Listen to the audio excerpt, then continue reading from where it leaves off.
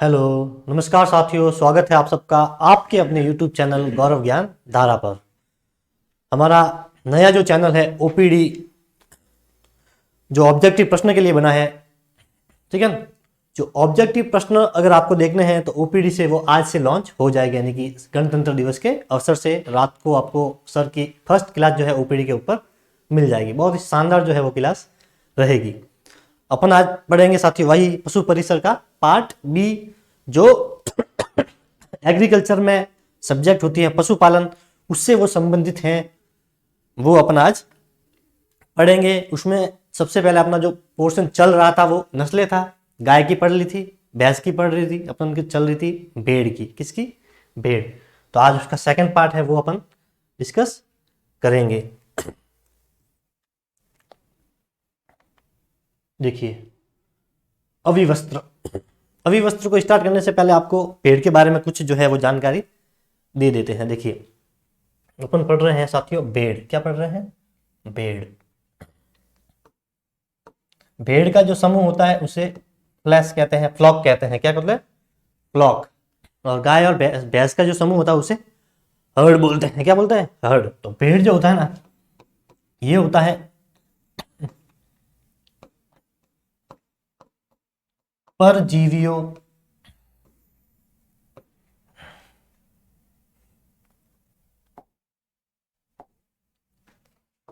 परजीवियों का अजायब घर।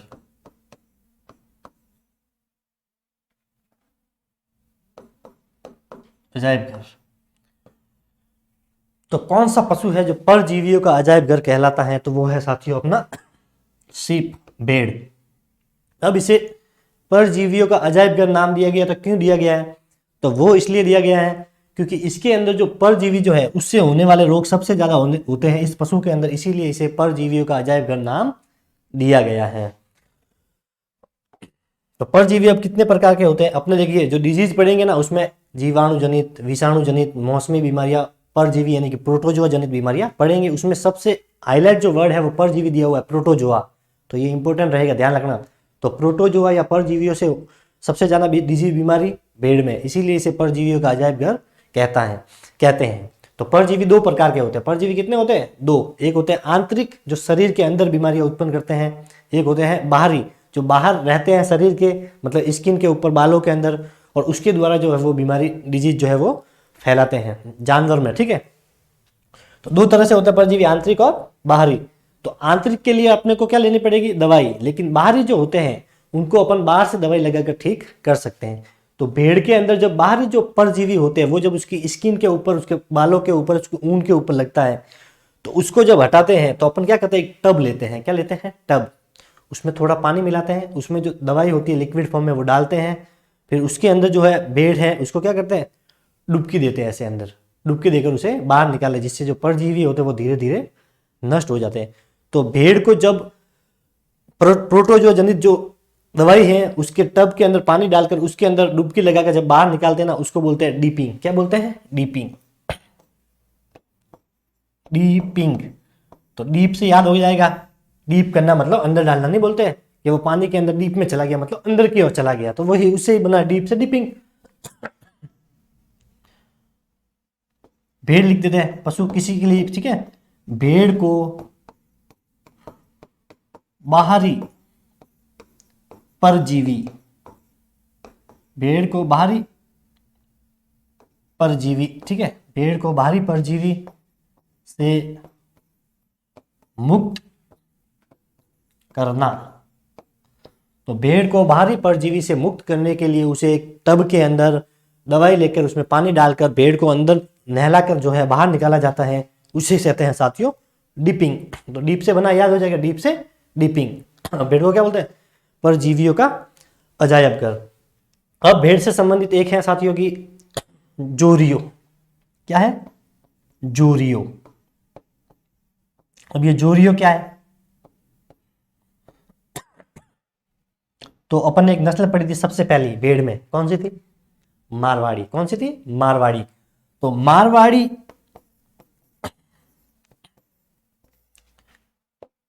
नस्ल, मारवाड़ी नस्ल की ऊन, मारवाड़ी नस्ल की ऊन को विदेश, और विदेश में भी सबसे ज्यादा कहां पर, तो यूरोपीय देशों में, यूरोपीय देशों में, यूरोपीय देशों में जोरियो कहते हैं। क्या कहते हैं, जोरियो। तो जोरियो इंपॉर्टेंट है, ध्यान रखना। ये जोरियो क्या है कि मारवाड़ी नस्ल की जो ऊन होती है उसको जो विदेश में भेजा जाता है तो वहां पे इसे बोलते हैं जोरियो। स्पेशली यूरोपीय जो कंट्रीज है वहां पे इसे जोरियो कहा जाता है। क्या कहा जाता है, जोरियो।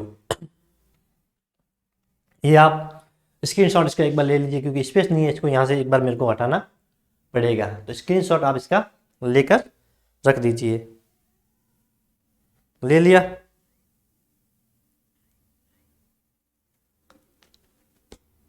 ठीक है। इसको अब मिटा दे।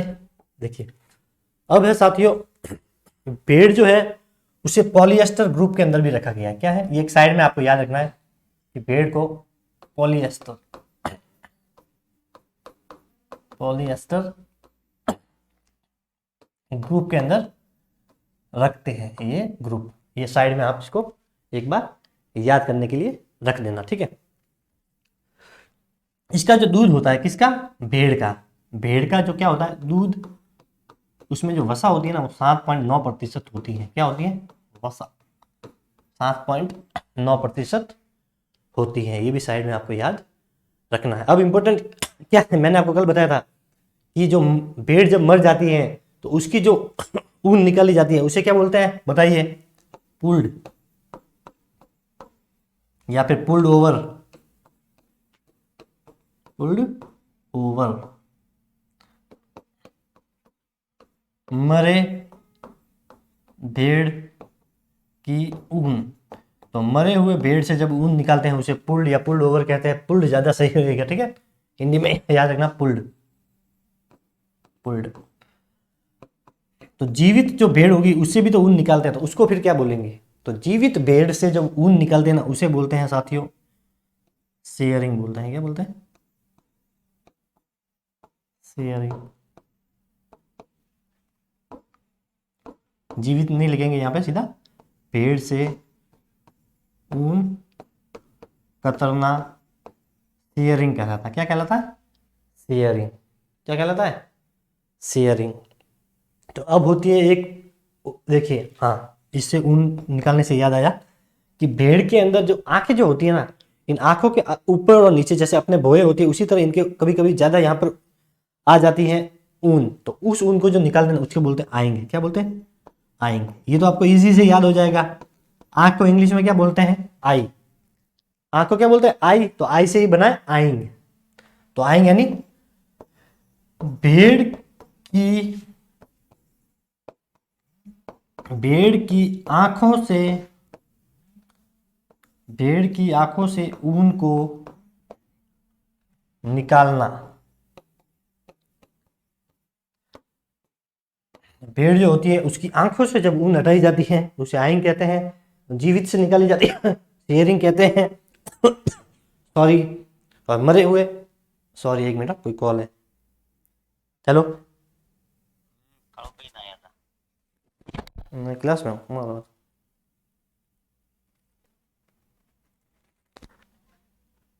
घर से कॉल था, सॉरी। ठीक है, तो ये ऊन से संबंधित, ठीक है। और एक होता है रिंगिंग। क्या होता है, रिंगिंग।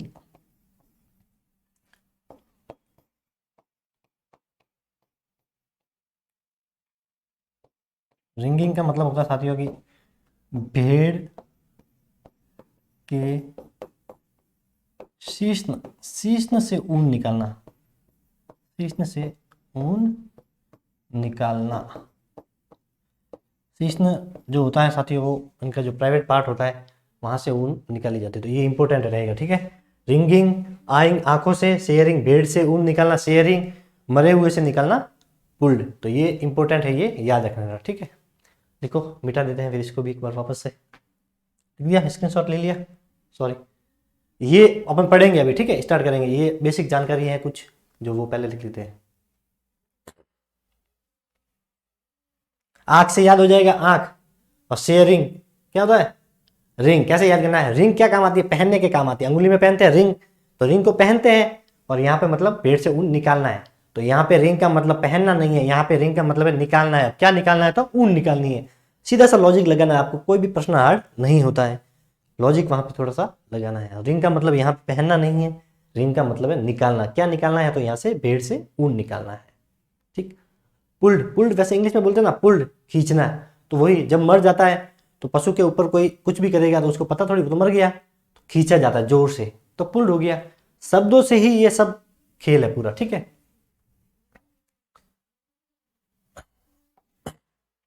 तो अब स्टार्ट कर लेते हैं अपन जो है भेड़ की कुछ नस्लें।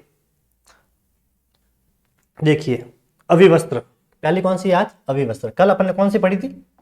कल अपन ने पढ़ी थी साथियों, बताइए कौन है जिसे याद है कि कल कौन सी पढ़ी थी? कल अपन ने पढ़ी थी मारवाड़ी सबसे पहले, जैसलमेरी, फिर चोकला, जिसे राजस्थान की या भारत की मैरिनो भी कहते हैं। क्यों कहते हैं मैरिनो? क्योंकि उसकी ऊन जो होती है वो अच्छी क्वालिटी की होती है। ये रिवीजन के लिए मैं बोलता हूँ, ठीक है, हर बार हर क्लास के अंदर प्रीवियस क्लास का मैं बताता हूँ ताकि आपको याद हो जाए, आपका रिवीजन हो जाए, इसलिए उसको चोकला। चोकला यानी कला, उसमें कला है। काय की कला है?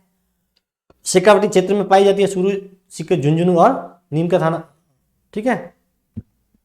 तो ये देखिए, सीकर, झुंझुनू और चूरू के अंदर पाई जाती है चोकला। उसमें कला है। क्या कला है? कि उसके सींग नहीं होते, सींग नहीं होते, ये उसकी क्या है? कला है। और इसीलिए उसको मैरिनो कहते हैं, क्योंकि उसकी ऊन मुलायम होती है, बिल्कुल सॉफ्ट होती है। मैरिनो नस्ल की भेड़ की तरह मैरिनो अपन आज पढ़ेंगे। मैरिनो स्पेन की नस्ल है, विदेशी नस्ल है, और चोकला अपने देसी नस्ल है। जैसलमेरी पढ़ा था, सबसे बड़ा जिला, तो सबसे बड़ी साइज में सबसे बड़ी, साइज में सबसे बड़ी, पूंछ सबसे छोटी, सॉरी पूंछ सबसे छोटी, मैं मारवाड़ी की थी। जैसलमेरी सबसे बड़ा जिला जैसलमेर, तो वो पेड़ कैसी थी? बड़ी थी। और बड़ी थी, और जैसलमेर कैसा है?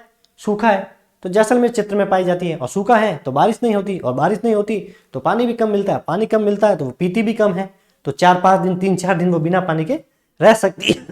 ऐसे याद रखना है। मारवाड़ी, पश्चिमी राजस्थान, बीमार कम होती है। जो भी पश्चिमी राजस्थान के वो बीमार कम होती है। गाय थार पार कर वो भी नहीं होती, उसकी रोग प्रतिरोधक क्षमता अच्छी होती है। तो मारवाड़ी भी पश्चिमी राजस्थान की, तो वो भी बीमार कम होती है, ठीक है। और सबसे स्वस्थ कह सकते हैं उसको, कि सबसे स्वस्थ वो भेड़ है। कौन सी? मारवाड़ी। उसका चेहरा ब्लैक होता है, जेड ब्लैक, कान छोटे होते हैं, पूंछ उसकी छोटी होती है। और पूंछ, एक मैंने आपको क्वेश्चन बताया था कि ये जो पूंछ होती है इसको काटते हैं, इसको बोलते हैं डोकिंग। क्या बोलते हैं? डोकिंग। लेकिन ये जो डोकिंग है ये कब करता है? तो ये 7 से 14 दिन के मेमनों में करते हैं। किसमें करते हैं? मेमनों में। जब 7 से लेकर 14 दिन का जो मेमना हो जाता है उसकी पूंछ काटी जाती है। बड़े होने पर नहीं काटी जाती है, ये ध्यान रखना है। अपन भी जब छोटे होते हैं ना, तो अपने क्या करते हैं, ये कान के अंदर जो छेद करवाने होते हैं ये बचपन में करवाते हैं। उसी तरह इनके जो पूंछ को काटना, डोकिंग, 7 से लेकर 14 दिन के भीतर ये काटी जाती है। अब आ गई अपनी 5वीं अभिवस्त्र। अभिवस्त्र से याद करना, देखिए अवि, क्या लिखा हुआ? अवि। तो अवि से क्या याद आ रहा है? अवि से आपको याद आना चाहिए अवि का नगर। अवि का नगर केंद्रीय भेड़ एवं ऊन अनुसंधान संस्थान कहां पर है? अवि का नगर कहां पर है? मालपुरा, मालपुरा टोंक में, मालपुरा टोंक के अंदर है ये। तो अवि से सॉरी, अवि से क्या हो जाएगा? अवि का नगर। अवि से ही तो बना है अवि का नगर। तो देख लीजिए, केंद्रीय भेड़ व ऊन अनुसंधान संस्था अवि का नगर में रैम्बुले जो नर है, ठीक है, रैम्बुले क्या है? नर है, और एक मादा है जिसे बोलते हैं चोकला, जो राजस्थान की मैरिनो जिसे कहा जाता है। तो रैम्बुले नर और चोकला जो मादा है, इन दोनों के संकर से ये नस्ल उत्पन्न की गई है। कहां पे? अवि का नगर मालपुरा टोंक के अंदर अनुसंधान करके। तो रैम्बुले नर और चोकला हो गई मादा, इन दोनों के संकरण से जो है ये नस्ल विकसित की गई है। तो देखिए ये क्या है? अनुसंधान है। अनुसंधान मतलब यहाँ पे अनुसंधान होते हैं, नए नए खोज होते हैं, आविष्कार होते हैं। तो आविष्कार यहाँ पे होते हैं। तो अभिवस्त्र कहाँ पे बनी है? तो दिमाग में आना चाहिए कि अनुसंधान कहाँ पे होता है? अनुसंधान केंद्र कहाँ पर है? अविका नगर में, नाम से ही है। अभी आते ही पता चल जाएगा कि अविका नगर, इसका मतलब अनुसंधान हुआ है, और अनुसंधान हुआ तो 2 नस्लें चाहिए, तो कौन सा है? रेम्बुले नर, रेम्बुले नर। और चोकला को कैसे याद रखना है? चोकला मादा। तो देखिए वस्त्र, यहाँ पे क्या लिखा हुआ? वस्त्र। अपन जो वस्त्र पहनते हैं वो कैसे पहनते हैं? खराब पहनते हैं या छोके यानी अच्छे पहनते हैं? तो अपन जो वस्त्र पहनते हैं ना वो छोके पहनते हैं। कैसे पहनते हैं? छोका, अच्छा। तो छोके से याद रखना है चोकला, चोखा। कैसा कपड़े मैंने साहब चोका कपड़ा लाया है, वही।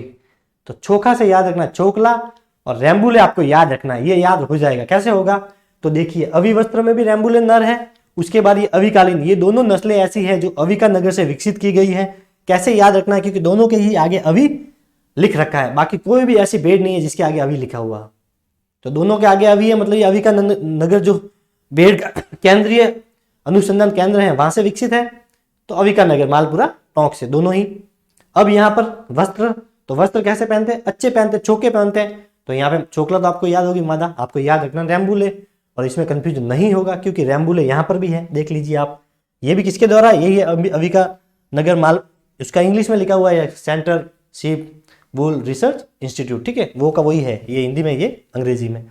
तो रेम्बुले नर इसमें भी है, रेम्बुले उसमें भी है। कंफ्यूजन कब होता दोनों में? जब चारों नस्लें अलग अलग होती है। अब देखिए रेम्बुले है, रेम्बुले है, तो नर तो आपको याद हो जाएगा। कंफ्यूजन होगा मादा में, कभी चोकला इधर आ जाएगी, कभी मालपुरा इधर, यही कंफ्यूजन होगा ना। रेम्बुले तो दोनों में है, तो इसका तो कंफ्यूजन का सवाल पैदा ही नहीं हो रहा। तो इसका याद हो जाएगा वस्त्र कैसे? चोके, तो वस्त्र चोके। अब आपको याद आ जाएगा चोकला कहां पर है? वस्त्र, मतलब रेम्बुले नर, चोकला मादा से अविवस्त्र। और अविकालीन पढ़ोगे तो देखिए कालीन, कालीन कैसी? कालीन जो होती है ना बिछाने की, कालीन अपन जब लेने जाते हैं ना मार्केट के अंदर, तो कैसी लेकर आते हैं? फटी हुई आधी लेकर आते हैं या पूरी लेकर आते हैं? तो सब पूरी लेकर आते हैं। कैसे लाते हैं? पूरी। तो माल पूरा, खरीदारी करेंगे तो माल तो भाई पूरा लेंगे, जब पैसा दिया है तो माल कैसा लेंगे? पूरा लेंगे। कालीन कैसे लेंगे? पूरी लेंगे, आधी नहीं लेंगे, फटी हुई नहीं लेंगे। तो इस प्रकार से याद रख सकते, कालीन कैसी? पूरी। तो पूरा से याद रखना है माल पूरा, यानी कि माल पूरा लेंगे। तो दोनों में ही रेम्बुले नर, और इसमें माल पूरा, और वस्त्र कैसा? चोका पहनते हैं, इसीलिए चोकला। हो गया ना कंफ्यूजन दूर, आपको याद रह जाएगा। अब चलिए अपन वापस अविवस्त्र के ऊपर, ये आपको याद करने के लिए मैंने पहले आपको दोनों को साथ में लिया है, ठीक है, ताकि आपका कंफ्यूजन नहीं रहे। अब ऊन की बारी। तो अविवस्त्र जो है ना, उसमें जो प्रति जो भेड़ होती है ना, उससे 2 से 4 किलो ऊन प्राप्त होती है प्रति वर्ष। कितनी? 2 से 4 किलो केजी ऊन प्रति भेड़ जो है वो प्राप्त होती है हर साल, 2 से 4 केजी के भीतर। अब वो 2 भी हो जाए, 2.5 भी हो जाए, 3 भी, ये एवरेज है। और इनमें जो मेमनों के वार्षिक पैदा दर जो है वो है 93.21। बच्चों के पैदा होने की जो दर है वो क्या है? 93.21। अब बच्चे पैदा होने को क्या बोलते हैं? कल मैंने बताया था आपको। अरे भेड़, भेड़ का बच्चा क्या कहलाता है? लैम। तो लैम से क्या बना है? लैम्बिंग। बच्चे पैदा करने को लैम्बिंग कहते हैं, ठीक है। एक और अपन ने पढ़ा था क्या? टपिंग, पढ़ा था टपिंग। और गाय और भैंस में क्या होता है? सर्विंग, प्रजनन वाला, पढ़ा था ना वहां पर। उसी तरह इसमें याद करना कि इसमें देखिए कि ये वार्षिक दर जो होती है वो कितनी होती है? 93.21%, बहुत ज्यादा होती है, ध्यान रखना। 93% जो है वो इसकी वार्षिक पैदा दर होती है।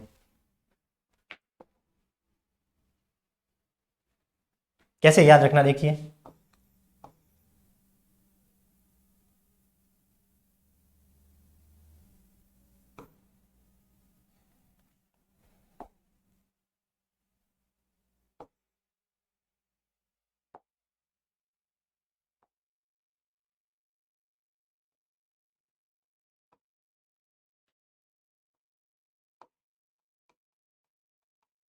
अभी वस्त्र 2 से 4 केजी ऊन देती है। अब 93.21 से क्या है ये याद रखना। ये परसेंटेज जो है इसको मैंने पूरी 1 डिजिट में लिख दिया। आपको ये ध्यान रखना कि 2 के बाद अपने को पॉइंट लगाना है। मतलब 93.21 अविवस्त्र जो है वो 2 से 4 केजी ऊन देती है। मतलब 93.21 इनका क्या होता है? वार्षिक पैदा दर। क्या होता है? वार्षिक पैदा दर, पैदा दर, बच्चे की जो पैदा दर होती है वो 93.21% होती है अविवस्त्र, तो अविवस्त्र में, और 2 से 4 किलो ऊन देती है, तो 93.21 अविवस्त्र 2 से 4 किलो ऊन देती है। इस प्रकार याद रख सकते हैं, कैसे भी करके अपने को याद करना है। तो ये थी अविवस्त्र पहली। अब दूसरी वही अविकालीन, यहाँ तक आपको समझ में आ रखा है। रैम्बुले रैम्बुले दोनों में है, वस्त्र चौका चोकला, अविकालीन कालीन मालपुरा, तो मालपुरा। ये मालपुरा जो नस्ल है ना, ये भी मालपुरा अविका नगर टोंक द्वारा ही विकसित है, ध्यान रखना। ये नाम से ही है ना मालपुरा, तो ये भी कहां पर है, अविका नगर, तो ये अविका नगर के आगे मालपुरा टोंक। फिर देखिए उसके संकरण से इसको भी विकसित किया गया है। इसमें देखिए टपिंग 93.21 है, लेकिन इसमें ज्यादा है, देखिए 97.25% इसमें टपिंग होती है। वार्षिक पैदा दर कितनी होती है, 97.95% इसमें टपिंग होती है, और अविवस्त्र में 93.21 होती है। ये नाम थोड़ा छोटा है, ये नाम बड़ा है, इसीलिए इसमें टपिंग भी ज्यादा, इसमें थोड़ी सी कम, 4% का ही तो फर्क है, 5% का लगभग। देखिए इसमें मेमना के पैदा होने का जो प्रतिशत है वो है 21.47%, 21.47%। तो बच्चे पैदा होने का प्रतिशत यहाँ पर 21% है, और टपिंग जो है वो यहाँ पर है, ठीक है। कितनी है, 97.95%।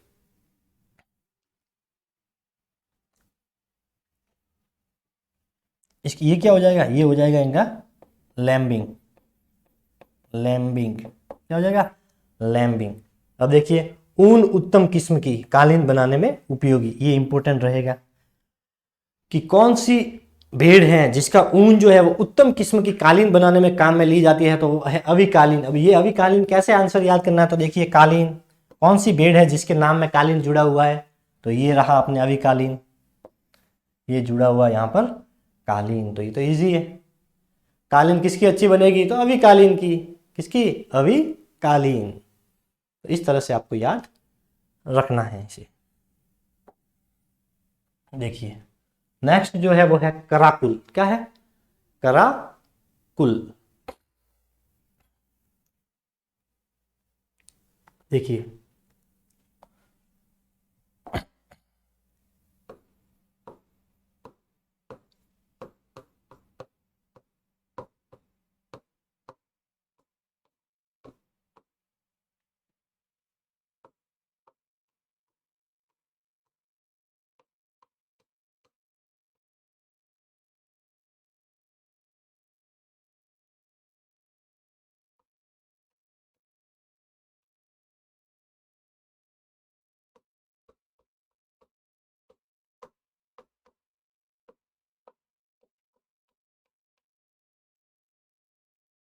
देखिए तो सबसे पहले कराकुल जो नस्ल है, इसका मूल उत्पत्ति स्थान या ओरिजिन स्थान कह सकते हैं, जिसकी उत्पत्ति कहाँ से हुई है, तो वो है मध्य एशिया।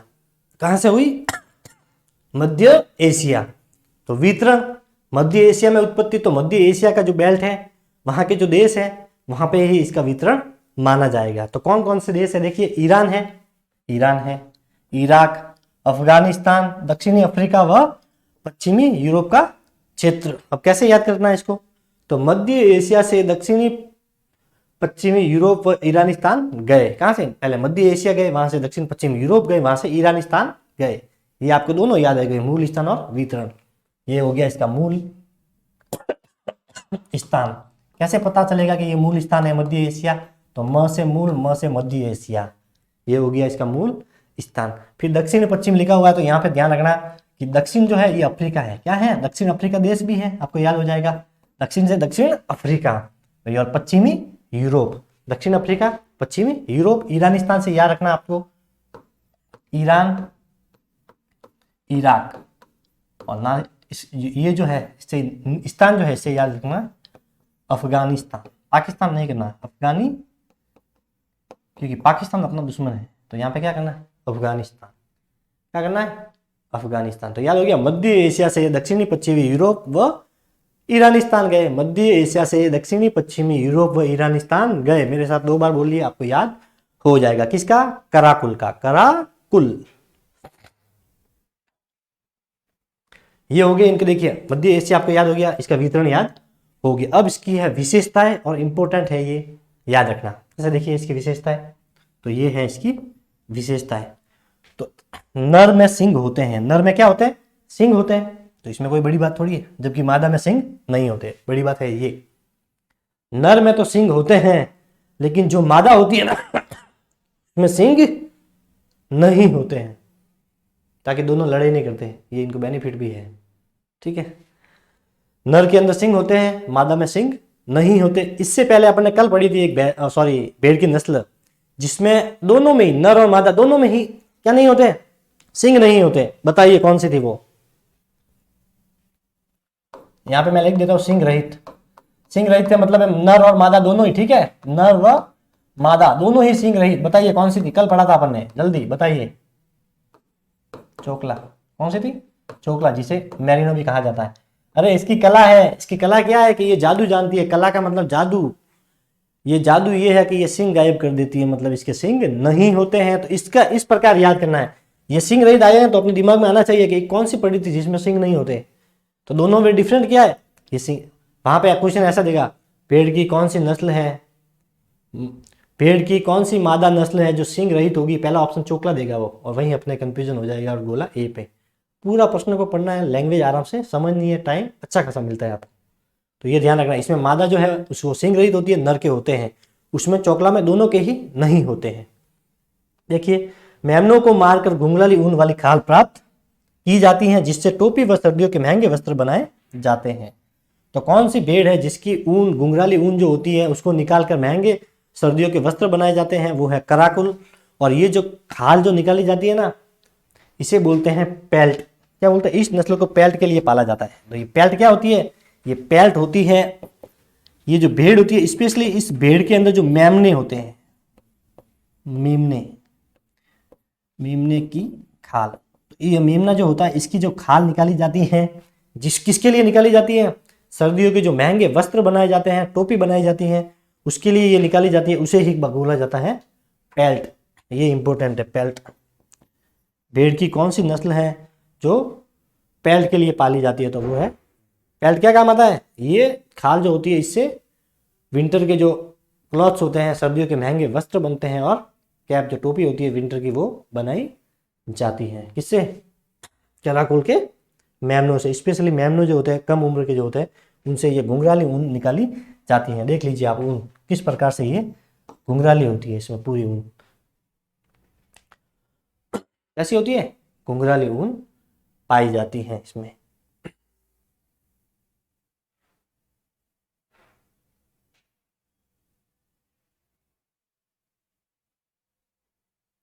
इस ट्रिक को आप याद रख सकते हैं। अब देखिए इनका वजन, तो देखिए इनको देख के लग रहा है कि ये थोड़ी हैवी होती है। कैसी होती है, हैवी वजन में। तो नर का जो वजन होता है वो होता है 90 किलो, और मादा का जो वजन होता है वो होता है 60 किलो। लगभग आपको याद हो जाएगा। 90 को उल्टा करते तो क्या बनता है, नौ को, नौ जो होते हैं, ये 9 होते हैं, इसको उल्टा करेंगे तो 6 बन जाएंगे। तो इस प्रकार से याद हो जाएगा 90।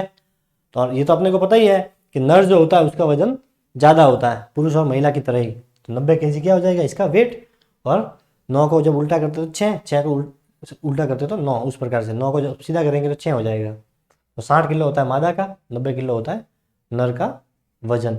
इससे पहले अपन ने पढ़ी थी अभिवस्त्र और अभिकालीन, उसका भी वेट लिखना चाहो तो लिख सकते हो। 23 किलो के आसपास तो होता है अभिवस्त्र का, अभिवस्त्र वजन, अभिवस्त्र भेड़ का वजन। और एक थी अविकालीन, कौन सी थी, अविकालीन। तो नाम बड़ा कौन सा, अविकालीन या अभिवस्त्र। तो नाम बड़ा है अविकालीन, अभिवस्त्र छोटा है, तो इसमें वजन 23 किलो है, तो ये नाम बड़ा है, तो इसका वेट भी ज़्यादा होगा। इसका वेट होगा 25 kg, और इसमें नर और मादा का अलग से नहीं दे रखा है। ठीक है, तो आपको ये लिखना है, कौन सा भी पूछे दोनों इस प्रकार से याद रखना है। नेक्स्ट देखिए नस्ल कौन सी है, नेक्स्ट है अपनी मैरिनो। ये वेरी इंपॉर्टेंट, भेड़ के अंदर अगर प्रश्न बने तो सबसे इंपॉर्टेंट मेरे नजरिए से अगर कोई भेड़ है तो वो मैरिनो है। कौन सी है, मैरिनो।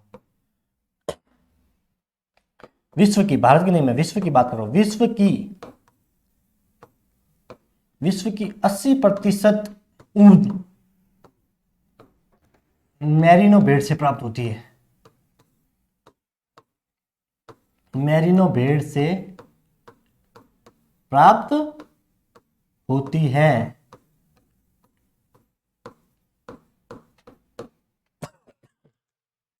जब विश्व के 80% जो ऊन है वो मेरिनो से प्राप्त होती है, बाकी सब भेड़ों को मिलाकर केवल 20%।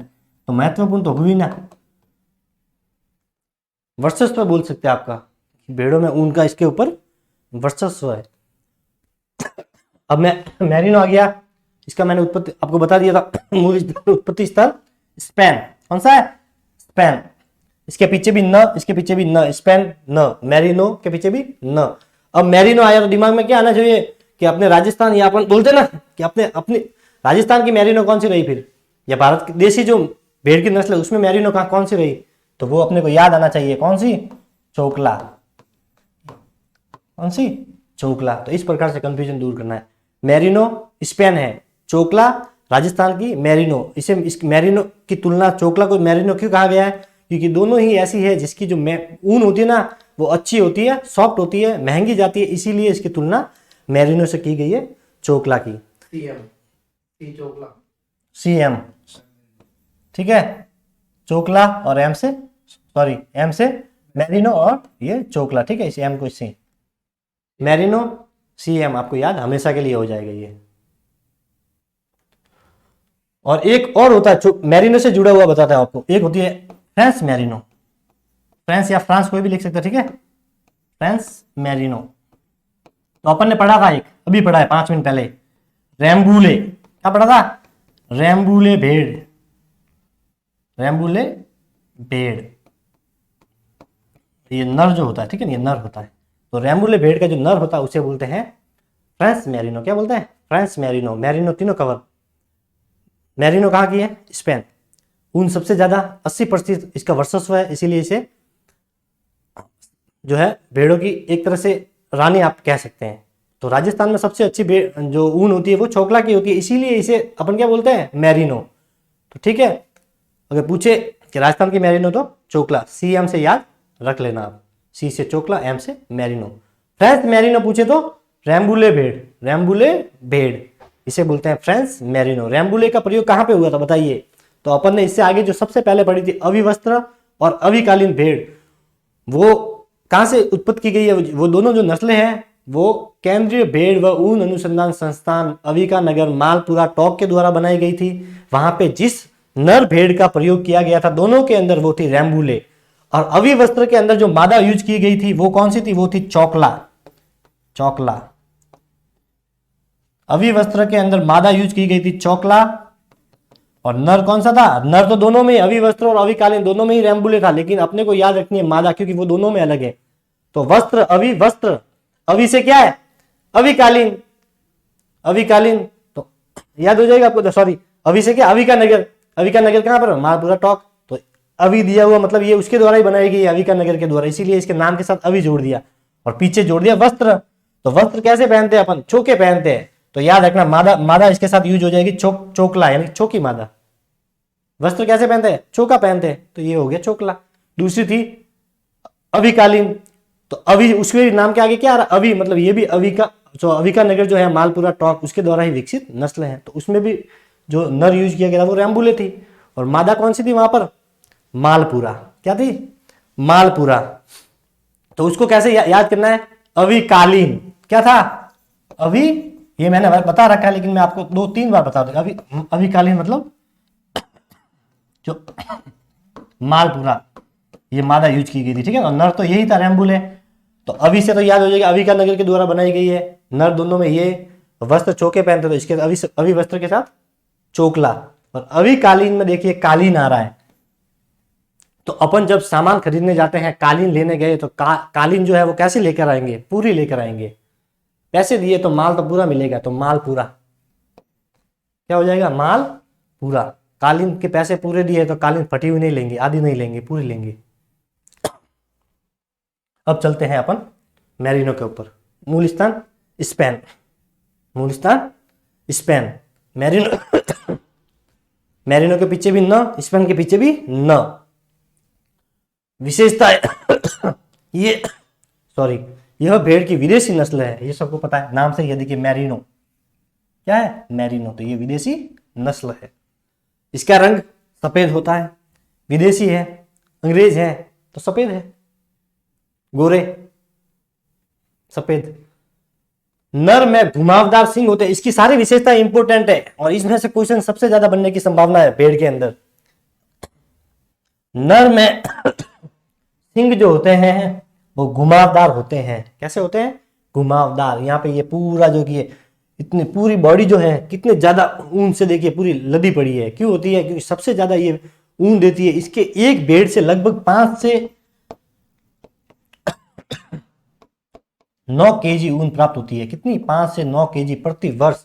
बाकी में पड़ा 1.5, 2, 3, 3.5 बस लास्ट। इस मतलब उनसे 3 गुना से भी ज्यादा, 5 से 9 केजी। इसीलिए तो 80% ऊन केवल ये एक अकेली भेड़ देती है। ठीक है, तो इसके सींग कैसे होंगे? घुमावदार होंगे। कैसे होंगे? घुमावदार। घुमावदार जलेबी की तरह अपने उसमें भी पड़े थे गाय के अंदर, वो आपको याद रखना है। ठीक है, देखिए और दूसरी विशेषता इसकी, गर्दन में इसके झुर्रिया होती है। क्या होती है? झुर्रिया। ये तो होनी है। मनुष्य अपन होते ना, तो जो जिसका थोड़ा वेट बढ़ता है ना, उसके स्किन थोड़ी सी ऐसी लूज टाइप में होती है। तो इसके देखिए इतना सारा जब शरीर के ऊपर इसके ऊन लगी हुई है, तो ये देखिए आज इस प्रकार से स्किन ये लटकी हुई दिखाई देती है जिस तरह से। तो ये क्या होती है? गर्दन पर झुर्रियों जैसी होती है। कैसी होती है? जैसे झुर्रिया पड़ी हुई है। गाय में पड़ा था कि जिसका गल कंबल लंबा होता है, वो कौन सी थी? जिसे लोला कहा जाता है। लोला का मतलब क्या होता है? ऐसी गल कंबल जो लटका हुआ होता है उसे लोला बोलते हैं। और वो थी साहिवाल नस्ल, ध्यान रखना वहां पर। और इसीलिए भारतीय गायों को जो है विदेशों में क्या बोलते हैं? जेबो केटल। इसी वजह से कहा जाता है क्योंकि इनका जो गल कंबल होता है, चमड़ी होती है, वो लटकी होती है। वो पढ़ रखा है अपन ने। तो इसके गर्दन पर झुर्रिया होता है, शरीर ऊन से ढका हुआ, इसमें कोई दोहराई नहीं है। तो सबसे ज्यादा ऊन कौन सी भेड़ देती है? मैरिनो देती है। तो शरीर तो ढका हुआ रहेगा ना, इसको याद करने की कहाँ जरूरत है। देखिए शरीर ऊन से ढका हुआ है, मैरिनो है। क्यों है? सबसे ज्यादा ऊन देती है। गर्दन पर झुर्रिया है, क्यों है? क्योंकि पूरा शरीर जो है, बॉडी जो है, वो इतना ज्यादा ऊन होता है कि उससे ढकी रहती है। और सींग इसके घुमावदार होते हैं, ये याद रखना है। और इसका जो ऊन होता है वो सबसे बेस्ट क्वालिटी का होता है। देखिए उत्तम किस्म व अधिक ऊन उत्पादन हेतु यह भेड़ सर्वोत्तम नस्ल है। अब सर्वोत्तम नस्ल है इसीलिए तो है। क्यों? क्योंकि इसका जो ऊन है, भेड़ का महत्व ही सबसे ज्यादा ऊन की वजह से है। तो सबसे उत्तम क्वालिटी का ऊन होता है, इसीलिए इसे सर्वोत्तम नस्ल माना गया है भेड़ों के अंदर। ये विदेशी नस्ल है। इससे देखिए मैंने आपको बता दिया है कि एक भेड़ से प्रति वर्ष जो है 5 से 9 किलो ऊन प्राप्त होती है। एक भेड़ से, एक भेड़ एक साल में 5 से 9 किलो ऊन देती है। राजस्थान के अंदर जो ऊन निकालते ना, वो भेड़ से 3 बार निकलता है। कितनी बार? 3 बार। कुछ ऐसी है जिनमें 2 बार भी निकलते हैं, जैसे मारवाड़ी पड़ी, जैसलमेरी पड़ी। और जो निकालने के जो महीने हैं वो आपको याद होने चाहिए। सबसे पहला अगस्त, दूसरा फरवरी। ये दोनों महीने ऊन निकालने की। ठीक है, कब निकालते हैं? ऋतु के आधार पर ही निकाली जाती है इनकी ऊन, अगस्त और फेब में। अब इसका भी वजन, इससे पहले अपन ने कौन सी भेड़ पड़ी थी? कराकुल। तो कराकुल के अंदर जो वजन था, नर के अंदर 90 किलो, मादा के अंदर 60 किलो। तो मैरिनो भी सेम वो का वही, नर के अंदर 90 किलो, मादा के अंदर 60 किलो। वो का वही, सेम टू सेम। कराकुल और मैरिनो दोनों का वेट आपको याद हो जाएगा। नर के अंदर 90 केजी और मादा के अंदर, बाकी जितनी भी अपन ने पढ़ी उसमें 5 केजी का डिफरेंट था नर और मादा में। यहाँ पर 30 केजी का डिफरेंट है, ध्यान रखना ये, इसलिए ये इंपॉर्टेंट रहेगी।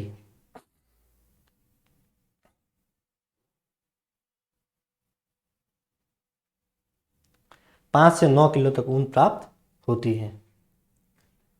लिख दिया, स्क्रीनशॉट आप लेना चाहो तो ले सकते हैं, ये इंपॉर्टेंट रहेगा, ध्यान रखना। नाली क्या है? नाली। मेरे को ये बताओ कि नाली जो होती है ना, वो क्या काम आती है? अरे अपने घर का जो पानी होता है वो नाली में जाता है तो चला जाता है, पानी जाता है ना उसमें। तो देख लीजिए इसकी विशेषताओं के अंदर, घग्गर नदी वाला क्षेत्र नाली कहलाता है। घग्गर क्या है? नदी है। नदी में क्या रहता है? पानी। और पानी अपने खराब पानी नाली के अंदर भी जाता है, तो उससे भी आप याद रख सकते हैं कि नाली मतलब पानी, और घग्गर नदी वाला जो क्षेत्र है वहां पर ये नाली पाई जाती है। तो ये कौन से जिले में इसका जो मूल उत्पत्ति स्थान है? गंगानगर, हनुमानगढ़। पुरानी बुक में अनूपगढ़ जो है वो अपडेटेड है। ठीक है, तो गंगानगर, हनुमानगढ़ और अनूपगढ़ जो है वो इसके नाली के मूल स्थान माने जाते हैं, जिसे उद्भव स्थान या उत्पत्ति स्थान अपन कह सकते हैं। गंगानगर, हनुमानगढ़ और अनूपगढ़। देखिए नाली में पानी जाता है, गंगा नदी से भी याद रख सकते, गंगा में भी पानी, घग्गर में भी पानी, घग्गर भी क्या है, नदी है, और दोनों के पीछे गढ़ है, क्या है, गढ़। इस प्रकार से याद रख सकते हैं। देखिए अब इसकी विशेषता है, क्या है, विशेषता, इसकी ऊन का रंग हल्का पीला होता है, कैसा होता है, हल्का पीला। जैसलमेर के अंदर भी होता है, मारवाड़ी के अंदर भी होता है। और स्पेशली पीला कब होता है, जब बारिश की ऋतु खत्म हो जाती है ना, उसके जस्ट बाद में जो ऊन निकालते हैं वो पीले कलर की होती है। कैसी होती है, पीले कलर की। घग्गर नदी वाला क्षेत्र नाली कहलाता है। एक इसमें विशेषता और है कि इसके जो कान होते हैं ना, क्या होता है, कान, वो पत्तेदार होते हैं। कैसे होते हैं, पत्तेदार। एक गाय की नस्ल और है, कौन सी, गाय की, जिसके कान भी पत्तेदार होते हैं, लेकिन वहां पे जो पत्तेदार होते हैं वो केले के पत्ते की तरह होते हैं, केले के पत्ते की तरह। तो देखिए ये लिख देना साइन में, कान पत्तेदार होते हैं, लेकिन गाय की ऐसी कौन सी नस्ल है जिसके भी कान पत्तेदार होते हैं, लेकिन ये तो पत्तेदार होते हैं, ये केले के पत्ते। अब पत्ता तो कैसा होगा, छोटा, और भेड़ भी कैसी होती है, छोटी। अब गाय कैसी होती है, बड़ी, तो इसका जो पत्ता भी कैसा, तो बड़ा। तो पेड़ केले का पत्ता कितना बड़ा होता है, उसका कौन सी नस्ल है बताइए, गिर। कौन सी है, गिर। गिर अभ्यारण्य शेर के लिए प्रसिद्ध है, गुजरात। तो इसका उत्पत्ति स्थान भी गुजरात, ये अपन ने पढ़ रखा है। अब चलिए नेक्स्ट, नेल्लौर। नाली के बारे में अपनी बुक के अंदर जो विशेष पॉइंट पीछे दे रखा है ना, उसको देखना आप आराम से। आप देखते तो हो नहीं, फिर बोलते हो सर ये तो अपने बुक में नहीं है। सब कुछ है बुक में, अपडेटेड भी है, ठीक है, बुक से बाहर कुछ भी नहीं है। फिर है नेल्लौर, कौन सी है, नेल्लौर। तो नेल्लौर देखिए, आंध्र प्रदेश, मूल स्थान आंध्र प्रदेश। विशेषता देखिए, तो सबसे अच्छा मटन, ये इंपॉर्टेंट है, सबसे अच्छा मटन किस भेड़ का होता है, तो नेल्लौर का होता है। किसका होता है, नेल्लौर का होता है। भेड़ की सबसे बड़ी देसी नस्ल, भेड़ की सबसे बड़ी देसी नस्ल कौन सी है, तो नेल्लौर। राजस्थान में सबसे बड़ी पूछे तो जैसलमेर है। क्यों, जैसलमेर बड़ा, भेड़ भी बड़ी। जैसलमेर बड़ा जिला है तो भेड़ भी बड़ी। जैसलमेर में पानी कम है तो जैसलमेरी भेड़ पानी भी कम पीती है, बिना पानी के 3-4 दिन रह लेती है। नेल्लौर आंध्र प्रदेश, सबसे अच्छा मटन, ये इंपॉर्टेंट है। कौन सी भेड़ है जिसका मटन सबसे अच्छा होता है, नेल्लौर। क्या होता है, नेल्लौर। किसके मांस को क्या बोलते हैं, ये सब बता दिया है। बीफ, गाय, बफन, भैंस, मटन, भेड़, चेवन, बकरी, ठीक है, पॉर्क, सुअर, चिकन, मुर्गी, सब। भेड़ की सबसे बड़ी देसी नस्ल, सबसे बड़ी देसी पूछे तो नेल्लौर। इसकी विशेषता ये इंपॉर्टेंट रहेगी। इसे बकरी जैसी भेड़ भी कहा जाता है। तो कौन सी भेड़ की नस्ल है जिसे बकरी जैसी भेड़ कहा जाता है, तो वो है नेल्लौर। क्या है, नेल्लौर।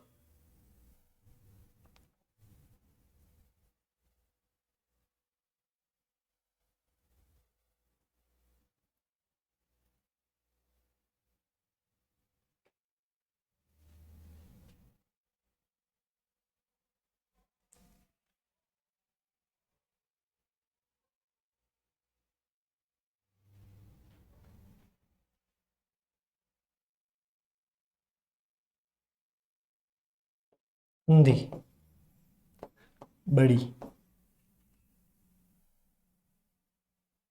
अंधी, बड़ी, बकरी,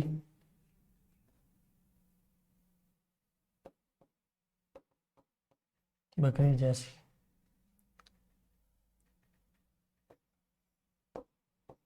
भेड़ का स्वादिष्ट मांस बनाती हैं। इस प्रकार से याद रख सकते हो। याद करने के तरीके होने चाहिए, याद हो जाता है। अंधी आंध्र प्रदेश, अंधी से आंध्र प्रदेश। बड़ी बकरी, तो देसी जो बकरी है उनमें सबसे बड़ी। अंधी बड़ी बकरी, अंधी बड़ी बकरी जैसी भेड़। अंधी जो है वो बड़ी बकरी जैसी जो भेड़ है वो स्वादिष्ट गाय का मांस बनाती है। ठीक है, अंधी बड़ी बकरी जैसी भेड़ का स्वादिष्ट मांस बनाती है। तो बड़ी से याद रखना, सबसे बड़ी भेड़।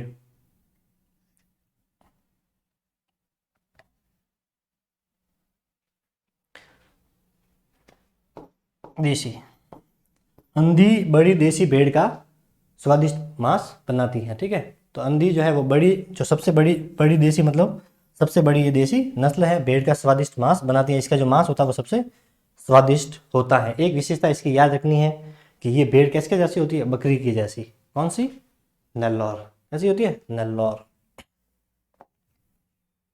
देखिए सोनाड़ी, कौन सी है, सोनाड़ी। सोनाड़ी जो है ये मेवाड़ क्षेत्र में पाई जाती है, यानी कि जो उदयपुर और उसके आसपास का जो एरिया है वहां पर, स्पेशली हाड़ौती के अंदर और मेवाड़ के अंदर, मेवाड़ और हाड़ौती के अंदर ये सोनाड़ी पाई जाती है। कहाँ पे, हाड़ौती और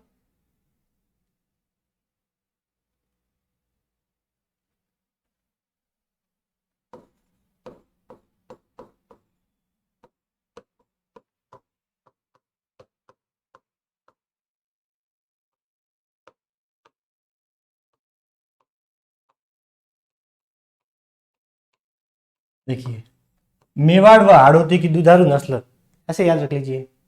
सोनाड़ी का क्या याद रखना, मेवाड़ व हाड़ौती की दुधारू नस्ल, यानी कि ये मेवाड़ में भी पाई जाती है, हाड़ौती में। अब मेवाड़ में कौन से जिले तो देख लीजिए, चित्तौड़ के अंदर, उदयपुर व आसपास का क्षेत्र, यहाँ पर डूंगरपुर बांसवाड़ा भी शामिल हो सकते हैं ऑप्शन में, ये 2 जिले और वो भी इसमें शामिल, पूरा मेवाड़। उसके बाद देखिए हाड़ौती, तो हाड़ौती में क्या आता है, कोटा, बारा व झालावाड़, बूंदी का भी कुछ क्षेत्र शामिल है। तो और ये क्या है, दुधारू नस्ल, इसका मतलब ये राजस्थान की दुधारू नस्ल है।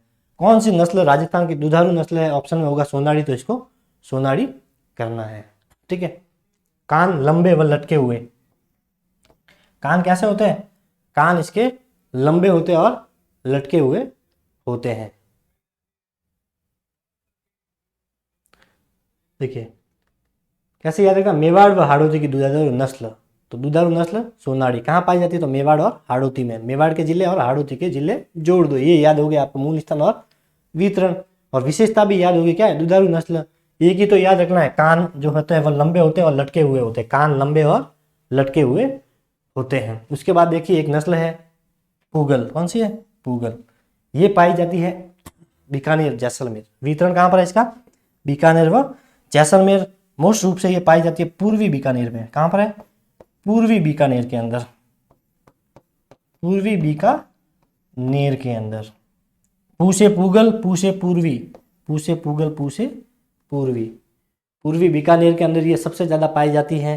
उसके बाद बीकानेर के बाद जैसलमेर में भी ये पाई जाती हैं। इसकी जो मुख्य विशेषता है वो है इसकी जो आँख होती है ना, ये आँख, इसके चारों तरफ देखिए आप, कुछ दिखाई दे रहा है आपको, धारियाँ होती है। क्या होती है, धारियाँ होती है।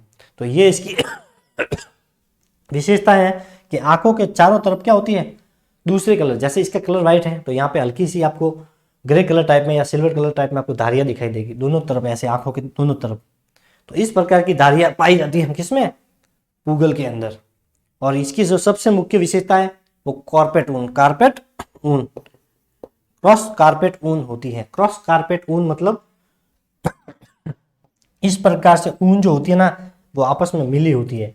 अब यहाँ पे क्रॉस कारपेट ऊन पूगल है, एक घुमावदार ऊन और था, कौन सी नस्ल है जिसमें घुमावदार ऊन पाई जाती है, पढ़ा था इससे पहले कराकुल के अंदर। तो ये ध्यान रखना, इसमें क्रॉस कॉर्पेट ऊन जो है वो पाई जाती है किसके अंदर, पूगल नस्ल के अंदर। तो इस प्रकार से आपको याद रखना है।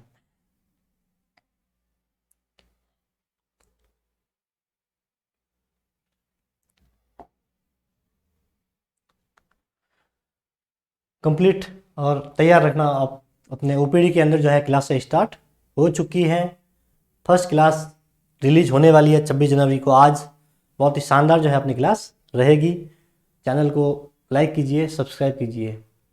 बहुत ही अच्छी तरीके से उसमें ऑब्जेक्टिव प्रश्न किए गए हैं, आप एक बार जरूर देखें। ठीक है, thank you, have a nice day.